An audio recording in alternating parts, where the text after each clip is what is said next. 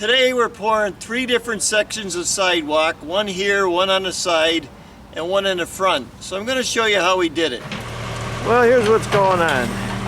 Put in a sidewalk from here out to the gonna be driveway. And if you want to know where to start your sidewalk, you come over here and you measure 7.5 inches. This one, 7.5 inches. So that's where the sidewalk's got to be right there. It's got to start at 7.5 inches. All right, we're putting our form 8 feet from there, 8 feet from there. That's our height here. That's our height up there. So now we're just going to go in the middle.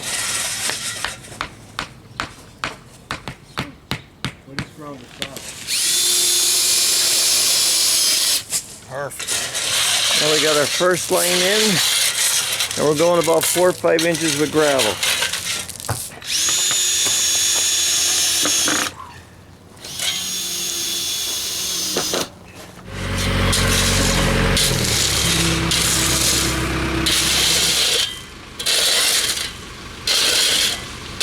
Forming the sidewalks. Got my line here, got my line there. I like to use wooden stakes, they're easier to go through.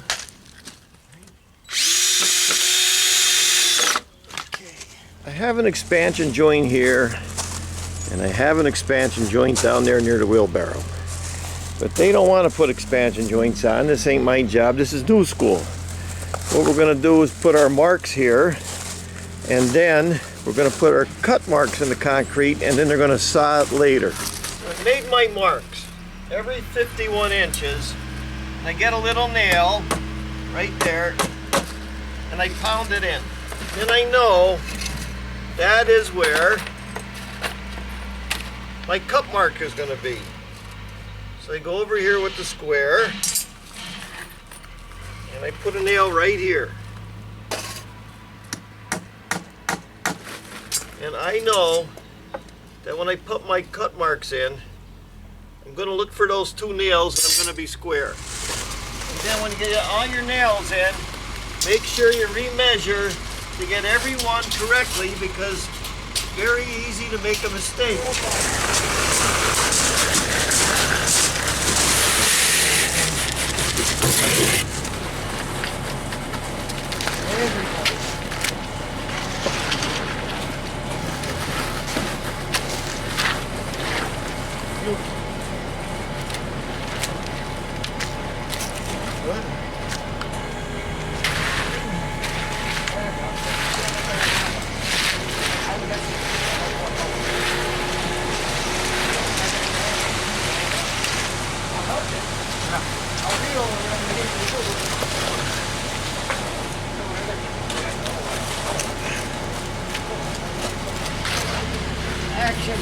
See the producer before the production with the hat? Oh, I've seen it many times. Yeah. Hey. Right, Jim? Only got a sink. Huh? Throw it in. Want it off? Oh, that's good. Perfect. Well, the first thing I want to do is get my edges in. So I get the rocks away from the form. And I can check the form with the line to make sure it's straight. I can get my lines in everywhere that they go. While it's still wet, get the rocks out of the way. Now, got all my lines in.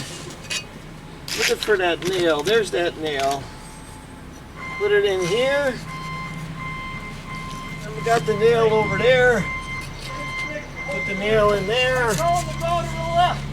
Then, just go right through it. Yeah, like that. Now this is the deep one. I use the deep one first. Let that sit. Here's my line, so I get a little one that's a little shorter. And I won't be hitting any rocks. I just go right over the top of it. Yeah. Just like that. Oh.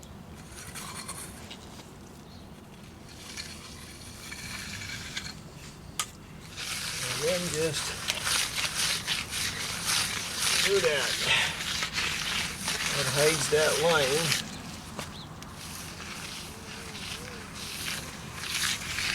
Well, that's it.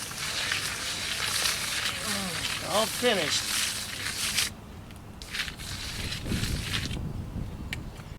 Well, we poured the first pour right there, and that was the main pour. We poured that pad, and then we came over here and we used the cement up that we had.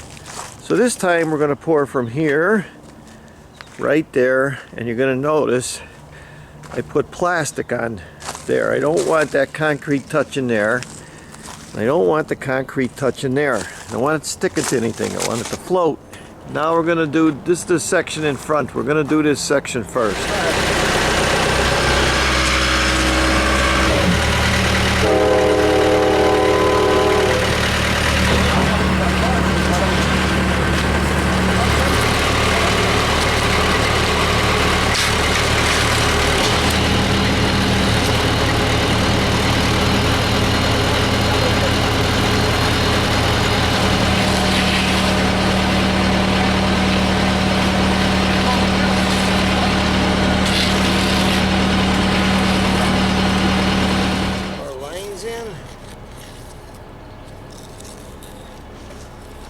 Well, it's only 25 minutes later, but already I got all my lines in, all my edges. I'm just going over it to flatten out, because when I go over it my last time, it's almost ready. So you get rid of those lines, just like that. It's nice and flat, so when you float it again, everything's flattened out and ready to go. I always put plastic when I go against the other concrete. A couple reasons. You don't dirty it, and it's like a lubricant. It can move up and down. Well, I'm coming to the point where I'm finishing up. And see, I had black plastic here. I don't want that nailed into that. This got to go by itself. What we're going to do is saw where these joints are, and if you ever had to move this, you just saw through it and move it. If you put rebar in it, it's going to put extra weight on the patio, and we don't want to do that. That's where you're going to get your cracks. Concrete's got to float all by itself. And you're going to ask me, Mike, is there a right way or a wrong way to do concrete? It all depends on who you're working for and what they want. If you're living in the southern states, it's different than if you live in the northern states. Around here, still today, they don't go for broom finishes. That was considered cheap because everything was made out of stone, like cobblestone. Then when they start replacing it with concrete, they want it to look like stone. So you give it like a stone finish. We're looking at the siding. See that?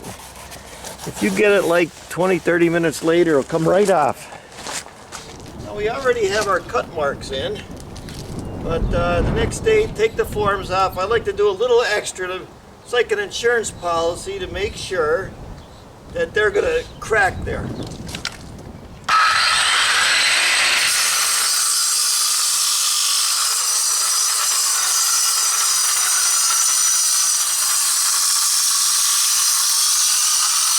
Well, we got the sidewalks done, and they're getting the landscaping done right now.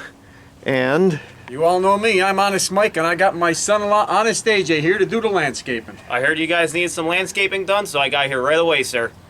And this is what this looks like about 5 weeks later. It's all done. I'm going to talk about that job a little bit. That's sidewalks that was poured around a new house that was built a year ago. I don't like to pour sidewalks the first year at least, because it's a possibility they might sink. Now I like using the discrete key because it locks each other in, but the other contractors don't like to use it. They just like to cut it. And when I have to cut it, or I'm working with someone who wants to cut it, I usually have two of these. One is a brand new one, one is an old one. So I always go through the brand new one first, and then the second time through, I'm not hitting the rocks. It makes a big difference when you're finishing it. And then I like to saw it, and that's a blade. It's a 7-inch blade, but sometimes I get a 12. If I wanted to take those sidewalks right out, I could cut them every 5 feet right through with the blade, and I could prop them up if I wanted to. But the blades will fit, a 7-inch blade will fit in a saw like that, or you could use a regular grinder. So when we're doing sidewalks in northeastern Pennsylvania, we lay gravel down. And you gotta imagine this, it's just like laying tracks on a railroad track. They dig a big pile of gravel and they lay the tracks on top of the gravel. Why do they do that? Because the top of the gravel doesn't freeze, it doesn't go up and down.